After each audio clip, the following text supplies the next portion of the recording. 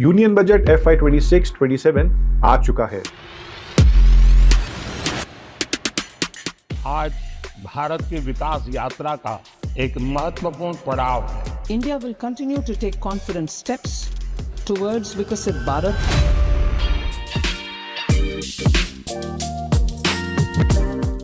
पिछले बजट में ऑलरेडी बड़े टैक्स कट्स आए थे, इसलिए इस बार एक्सपेक्टेशंस लो थी, specially on the personal taxation side. लेकिन ये सोचना गलत होगा कि इस बजट में कुछ खास नहीं है। इसमें कुछ इंपॉर्टेंट प्रोविजन जरूर आए हैं, ये आपको पता होने चाहिए। हालांकि इनकम टैक्स कट्स नहीं हुए हैं, लेकिन टैक्सेशन में कुछ क्रूशल चेंजेस जरूर किए गए हैं। अगर आप इन्वेस्टर्स हैं तो इस बजट के अनाउंसमेंट्स आपके काम के हैं। ये आपको इस साल की इन्वेस्टमेंट प्लानिंग को बेटर तरीके से प्लान करने में हेल्प करेंगे। आज इस वीडियो में हम बजट के सबसे इंपॉर्टेंट प्रोविजंस सिंपल तरीके से समझेंगे। ये वीडियो 2 पार्ट्स में डिवाइडेड है। पहला, हम उन बजट प्रोविजंस पर बात करेंगे जो आपको एज एन इन्वेस्टर इंपैक्ट करते हैं, और सेकंड पार्ट में हम बजट के कुछ की प्रोविजंस को इकोनॉमिक एंगल से देखेंगे। तो चलिए शुरू करते हैं। इन्वेस्टर्स के लिए पहला प्रोविजन है बाय बैक पर tax treatment. Next financial year से सभी शेयर होल्डर्स के लिए बदलाव किया गया है। अब buy backs proceeds capital gains के अंडर टैक्स होंगे। इसका मतलब सिंपल है, एक फाइनेंशियल ईयर में 1,25,000 तक का एग्जेम्पशन मिलेगा। लॉन्ग टर्म टैक्स गेन पर 12.5% टैक्स लगेगा और शॉर्ट टर्म गेन्स पर 20% का टैक्स देना होगा। ये माइनॉरिटी शेयर होल्डर्स के लिए एक मेजर रिलीफ है। यूनियन बजट FY 25 में बाय बैक प्रोसीड्स डिविडेंड माने जाते थे। इसका मतलब था आपको मिलने वाला पूरा अमाउंट टैक्सेबल होता था। अगर आप हाईएस्ट टैक्स ब्रैकेट में आते हो तो आपको 30% टैक्स देना पड़ता था। इसके साथ शेयर्स की cost of acquisition set of करने का एक एक्स्ट्रा हेडेक भी होता था। इस टॉपिक पर हमने पहले एक वीडियो में डिटेल में बात की है। डिटेल्स के लिए आप उसे भी देख सकते हैं, लिंक डिस्क्रिप्शन में दिया गया है। लेकिन प्रमोटर्स के लिए यहाँ सिचुएशन थोड़ी डिफरेंट है। प्रमोटर्स को एडिशनल बायबैक टैक्स देना होगा। कॉर्पोरेट प्रमोटर्स के लिए इफेक्टिव टैक्स रेट है 22%। नॉन कॉर्पोरेट प्रमोटर्स के लिए इफेक्टिव टैक्स है 30%। अब बजट में जो अगले की चेंजेस किए गए हैं वो है TCS रेट्स में रिडक्शन के। TCS का मतलब होता है टैक्स कलेक्टेड एट सोर्स। ये कोई एक्स्ट्रा टैक्स नहीं होता, ये बस एक अमाउंट होता है जो सोर्स पर ही कलेक्ट कर लिया जाता है, और ये स्पेसिफाइड गुड्स या सर्विसेज की सेल के टाइम लिया जाता है। बाद में रिटर्न्स फाइल करते वक्त आप इसे एडजस्ट कर सकते हो। इसे अपने आउटस्टैंडिंग टैक्स के अगेंस्ट सेट ऑफ किया भी जा सकता है। अब ओवरसीज टूर पैकेजेस पर TCS रेट्स कम कर दिए गए हैं। पहले ये 5% और 20% होते थे, अब सिर्फ 2% कर दिए गए हैं, चाहे अमाउंट कुछ भी हो। इसी तरह LRS के अंडर एजुकेशन और मेडिकल पर्पस के लिए भी बदलाव किए गए हैं। यहाँ भी TCS रेट को 5% से कम करके 2% कर दिया गया है। एजुकेशन के लिए अगर फंडिंग स्पेसिफाइड फाइनेंशियल इंस्टीट्यूशन से लोन लेके हो रही है तो TCS 0% ही रहेगा। ये रूल हर अमाउंट के लिए अप्लाई होता है। लेकिन अगर आप इन्वेस्टमेंट के लिए बाहर पैसा भेज रहे हो तो रूल्स सेम है। 10 लाख से ज्यादा अमाउंट पर 20% TCS लगेगा और 10 लाख तक कोई भी TCS आपको नहीं देना होगा। नेक्स्ट चेंजेस STT यानी सिक्योरिटीज ट्रांजैक्शन टैक्स में किया गया है। फ्यूचर्स एंड ऑप्शंस पर STT बढ़ा दिया गया है। जैसे नाम से ही क्लियर है, STT यानी सिक्योरिटीज ट्रांजैक्शन टैक्स एक टैक्स है। ये रिकॉग्नाइज्ड स्टॉक एक्सचेंज पर सिक्योरिटीज की परचेज और सेल पर लगता है। अब फ्यूचर्स ट्रेडिंग पर STT को बढ़ाने का प्रपोजल किया गया है। इसे 0.02% से बढ़ाकर 0.05% कर दिया गया है। दूसरी तरफ ऑप्शंस के लिए भी STT बढ़ाने का प्रपोजल है। ये ऑप्शंस प्रीमियम और एक्सरसाइज ऑफ ऑप्शंस दोनों पर बढ़ेगा। ऑप्शंस प्रीमियम पर STT 0.1% से बढ़ाकर 0.15% कर दिया गया है और एक्सरसाइज ऑफ ऑप्शन पर STT 0.125% से बढ़ाकर 0.15% किया गया है। ये चेंजेस डेरिवेटिव सेगमेंट में रिटेल पार्टिसिपेशन कम करने के लिए है। ये मूव सेबी के ऑब्जेक्टिव के साथ भी अलाइन करता है। सेबी के मुताबिक FNO मार्केट में 90% से ज्यादा ट्रेडर्स लॉस करते हैं, लेकिन इस रूल का एक साइड इंपैक्ट भी हो सकता है। जिन म्यूचुअल फंड्स में फ्यूचर्स और ऑप्शंस यूज होते हैं उनके ट्रांजैक्शन कॉस्ट भी बढ़ जाएंगे। इससे आपके रिटर्न्स पर थोड़ा इंपैक्ट हो सकता है। यहाँ हम आर्बिट्राज फंड्स और इक्विटी सेविंग फंड्स की बात कर रहे हैं। अब अगला important change sovereign gold bonds की टैक्सेशन से रिलेटेड है। अब तक अगर आप सोवरेन गोल्ड बॉन्ड मैच्योरिटी तक होल्ड करते थे तो आपको कोई टैक्स नहीं देना पड़ता था। इसमें यह मैटर नहीं करता था कि आप ओरिजिनल होल्डर है या नहीं। अगर आपने एसजीबी स्टॉक एक्सचेंज से भी खरीदे थे, रूल्स फिर भी सेम ही था। जब तक आप एसजीबीज मैच्योरिटी तक होल्ड करते थे, आपको कोई टैक्स नहीं देना पड़ता था। बजट 26-27 ने इस रूल को अब चेंज कर दिया है। बजट के मुताबिक टैक्स एग्जेम्पशन का बेनिफिट तभी मिलेगा जब बायर ने बॉन्ड ओरिजिनल इशू के टाइम खरीदा हो और उसे मैच्योरिटी तक होल्ड किया हो। इसका मतलब यह है कि अगर आप सेकेंडरी मार्केट से एसजीबी खरीदते हो और मैच्योरिटी तक होल्ड भी करते हो, तब भी आपको टैक्स एग्जेम्पशन का बेनिफिट नहीं मिलेगा। ऐसे केस में आपको कैपिटल गेन्स टैक्स पे करना होगा। पिछले एक साल में गोल्ड प्राइसेस 100% से भी ज्यादा बढ़ चुके हैं। साथ ही गवर्नमेंट ने एसजीबी का फ्रेश इश्यू डिसकंटिन्यू कर दिया है। इसी वजह से इन्वेस्टर्स के बीच एसजीबीज की डिमांड बढ़ी है। लोग भी बढ़ते हुए गोल्ड प्राइसेस का बेनिफिट लेना चाहते हैं। ऐसा लगता है कि गवर्नमेंट उन इन्वेस्टर्स को टैक्स करना चाहती है जो प्रॉफिट के लिए एसजीबीज ट्रेड करते हैं। अगला important budget provision small tax payers के लिए है। ये फॉरेन एसेट डिस्क्लोजर स्कीम से रिलेटेड है। स्मॉल टैक्स पेयर्स की प्रैक्टिकल प्रॉब्लम सॉल्व करने के लिए एक नई स्कीम लाई गई है। ये वन टाइम स्कीम होगी जिसमें 6 महीने का टाइम फॉरेन एसेट डिस्क्लोज करने के लिए दिया जाएगा। इस स्कीम के अंडर एक सर्टेन थ्रेशोल्ड तक के फॉरेन इनकम या एसेट्स डिस्क्लोज करने होंगे। इस स्कीम का बेनिफिट 2 कैटेगरीज के टैक्स पेयर को मिलेगा। पहला वो जिन्होंने अपनी ओवरसीज इनकम या एसेट्स डिस्क्लोज नहीं किए हैं। दूसरा वो जिन्होंने ओवरसीज इनकम डिस्क्लोज की है और टैक्स भी पे किया है लेकिन एसेट डिक्लेयर नहीं कर पाए हैं। अब कैटेगरी ए के लिए अनडिस्क्लोज इनकम या एसेट की लिमिट 1 करोड़ प्रपोज की गई है। इस कैटेगरी के टैक्स पेयर को एसेट्स की फेयर मार्केट वैल्यू का 30% या अनडिस्क्लोज इनकम का 30% का टैक्स देना होगा। इसके ऊपर पेनल्टी के बदले 30% एडिशनल इनकम टैक्स भी देना होगा। इसके बाद उन्हें प्रोसिक्यूशन से इम्यूनिटी मिल जाएगी। कैटेगरी बी के लिए एसेट वैल्यू की लिमिट 5 करोड़ तक प्रपोज की गई है। इस केस में सिर्फ 1 लाख की फीस पे करनी होगी। इससे पेनल्टी और प्रोसिक्यूशन दोनों में इम्यूनिटी मिल जाएगी। इसके बाद बजट में कई और प्रोविजंस भी आए हैं जो कि ईज ऑफ लिविंग और ईज ऑफ डूइंग बिजनेस से रिलेटेड है।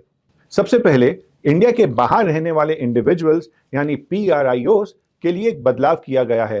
अब वो लिस्टेड इंडियन कंपनीज के इक्विटी इंस्ट्रूमेंट्स में इन्वेस्ट कर सकेंगे।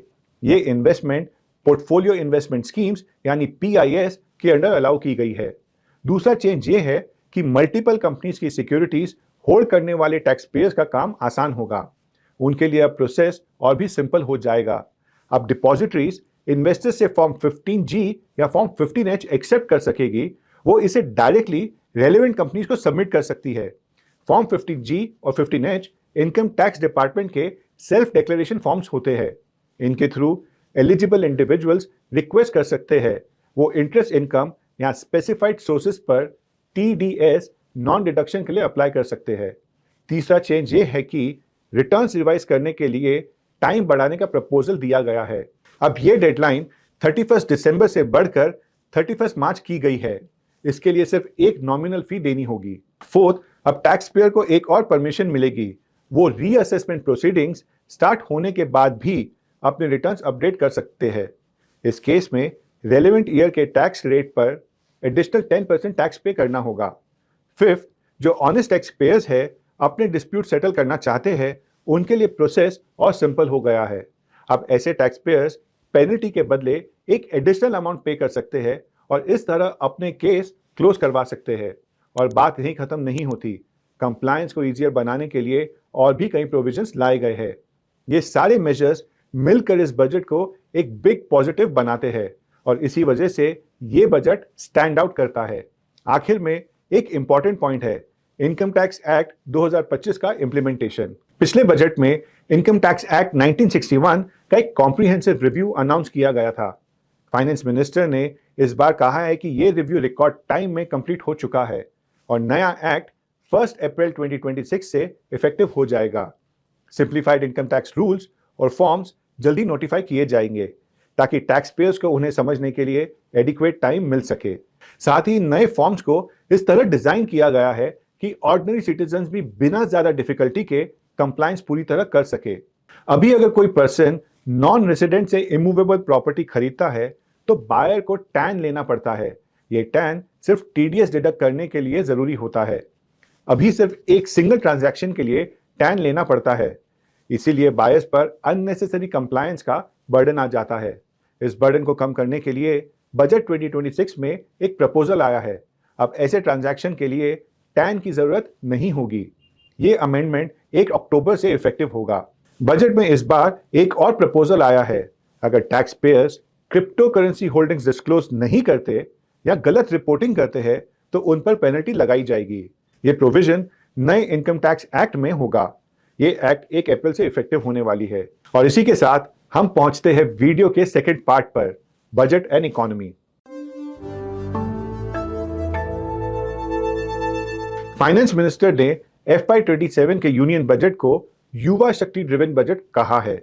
उनका कहना है कि बजट के काफी प्रोविजंस यंग लीडर्स के आइडिया से इंस्पायर्ड है और क्योंकि ये कर्तव्य भवन में तैयार किया गया पहला बजट है, इसीलिए ये 3 कर्तव्यों से इंस्पायर्ड है। पहला कर्तव्य है इकोनॉमिक ग्रोथ को एक्सेलरेट और सस्टेन करना। इसका फोकस प्रोडक्टिविटी और कॉम्पिटिटिवनेस बढ़ाने पर है।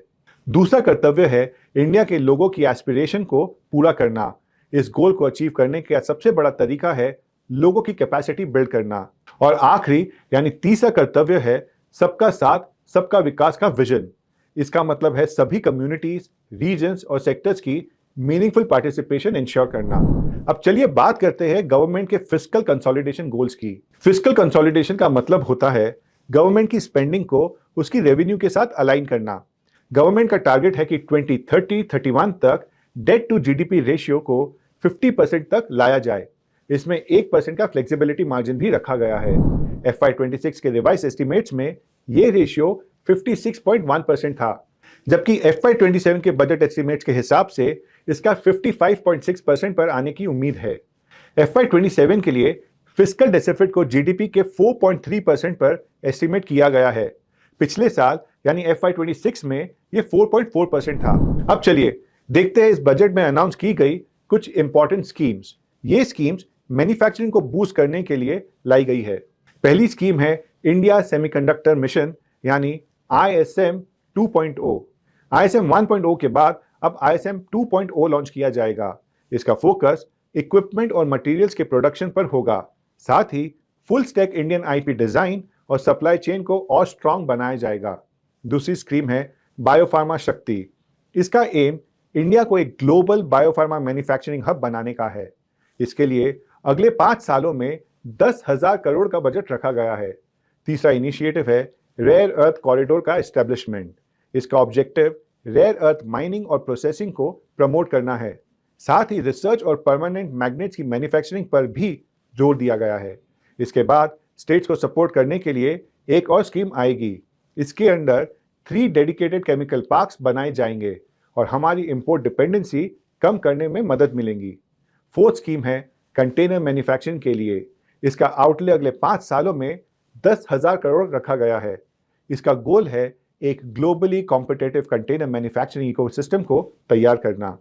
इसके बाद इलेक्ट्रॉनिक्स कंपोनेंट मैन्युफैक्चरिंग स्कीम की बात करते हैं। ये स्कीम पहले से ऑपरेशनल है, लेकिन अब इसका आउटले बढ़ाने का प्रपोजल है। यहाँ बजट को लगभग 23,000 करोड़ से बढ़ाकर सीधा 40,000 करोड़ किया गया है।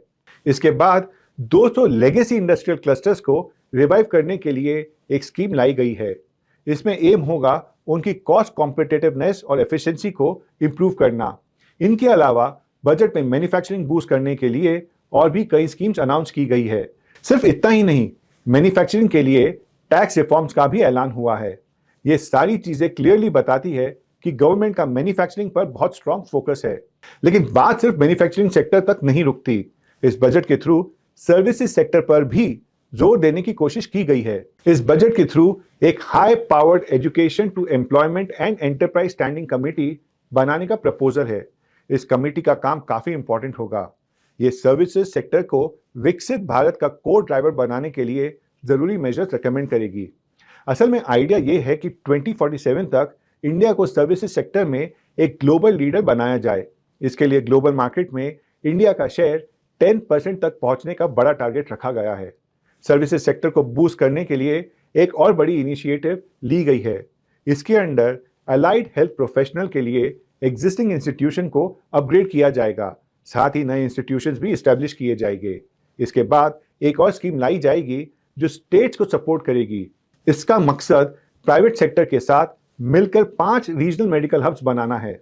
इसके पीछे बेसिक आइडिया बहुत सिंपल है। इंडिया को मेडिकल टूरिज्म सर्विसेज का एक ग्लोबल हब बनाना है। इंडिया की AVGC इंडस्ट्री यानी एनिमेशन, विजुअल इफेक्ट्स, गेमिंग और कॉमिक सेक्टर को सपोर्ट करने के लिए एक बड़ा कदम उठाया गया है। अब 15,000 सेकेंडरी स्कूल्स और 500 कॉलेजेस में AVGC content creator lab setup किए जाएंगे। एजुकेशन सेक्टर में भी एक नया इनिशिएटिव है। मेजर इंडस्ट्रियल और लॉजिस्टिक्स कॉरिडोर के आसपास 5 यूनिवर्सिटी टाउनशिप्स क्रिएट किए जाएंगे। इनके अलावा स्पोर्ट्स, टूरिज्म, मेडिकल और हेल्थ जैसे कई एरियाज में भी मल्टीपल मेजर्स अनाउंस किए गए हैं। सर्विसेज सेक्टर को बूस्ट करने के लिए खासकर IT सेक्टर के लिए अट्रैक्टिव टैक्स रिफॉर्म्स का ऐलान हुआ है। असल में इस बजट में बाकी लगभग सभी सेक्टर के लिए काफी इंपॉर्टेंट अनाउंसमेंट्स किए गए हैं। फाइनेंशियल सेक्टर में विकसित भारत के लिए एक हाई लेवल कमेटी सेटअप की जाएगी ताकि सेक्टर को इंडिया का नेक्स्ट फेज ऑफ ग्रोथ के साथ अलाइन किया जा सके। पब्लिक सेक्टर NBFCs में स्केल अचीव करने और एफिशिएंसी इंप्रूव करने के लिए पहले स्टेप के तौर पर पावर फाइनेंस कॉर्पोरेशन और रूरल इलेक्ट्रिफिकेशन कॉर्पोरेशन को रीस्ट्रक्चर करने का प्रपोजल भी दिया गया है। इंफ्रास्ट्रक्चर सेक्टर में FY26 के बजट में जो एस्टिमेटेड एलोकेशन 11.2 लाख करोड़ था, उसे बढ़ाकर 12.2 लाख करोड़ कर दिया गया है ताकि एग्जिस्टिंग मोमेंटम को कंटिन्यू रखा जा सके। CPSEs के सिग्निफिकेंट रियल एस्टेट एसेट्स की रिसाइकलिंग को एक्सेलरेट करने के लिए डेडिकेटेड REITs भी सेटअप किए जाएंगे। इसके अलावा इंफ्रास्ट्रक्चर को सपोर्ट करने के लिए एक और की प्रोविजंस भी है जो इन्वेस्टमेंट पॉइंट ऑफ व्यू से इंफ्रास्ट्रक्चर को एक इंपॉर्टेंट सेक्टर बना देता है। इंफ्रास्ट्रक्चर की तरह अर्बनाइजेशन पर भी इस बजट में प्रॉपर फोकस दिया गया है। यहाँ 7 हाई स्पीड रेल कॉरिडोर्स की एस्टैब्लिशमेंट का एक मेजर इनिशिएटिव लिया गया है। एग्रीकल्चर और अलाइड सेक्टर्स में प्रोडक्टिविटी बढ़ाकर फार्मर्स की इनकम इंप्रूव करने पर भी फोकस किया गया है, जो राइट डायरेक्शन में एक पॉजिटिव स्टेप लगता है। ये सारे प्रोविजंस 2047 तक इंडिया को एक डेवलप्ड इकोनॉमी बनाने के मिशन में काफी इंपॉर्टेंट रोल प्ले कर सकते हैं। तो भले ही मार्केट का रिएक्शन इस बजट पर थोड़ा ठंडा रहा हो, लेकिन बजट में ऐसे फार रीचिंग प्रोविजंस है जिनका एक्चुअल इंपैक्ट टाइम के साथ ही सामने आएगा। आपका इस बजट पर क्या व्यू है? 1 से 10 के स्केल पर आप इसे क्या रेटिंग देना चाहेंगे? हमें कमेंट सेक्शन में जरूर बताइए। आने वाले कुछ दिनों में हम बजट के प्रोविजन को डिटेल में एनालाइज करेंगे और आपके लिए और ऐसे इंसाइटफुल वीडियोस लाने की कोशिश करेंगे। तो आज के लिए बस इतना ही। अगर वीडियो अच्छी लगी तो इस वीडियो को लाइक जरूर कीजिए और चैनल को जरूर सब्सक्राइब कीजिए। हम आपसे फिर मिलेंगे एक नए इंसाइटफुल वीडियो के साथ। Until then, take care. Mutual fund investments are subject to market risks. Read all scheme related documents carefully.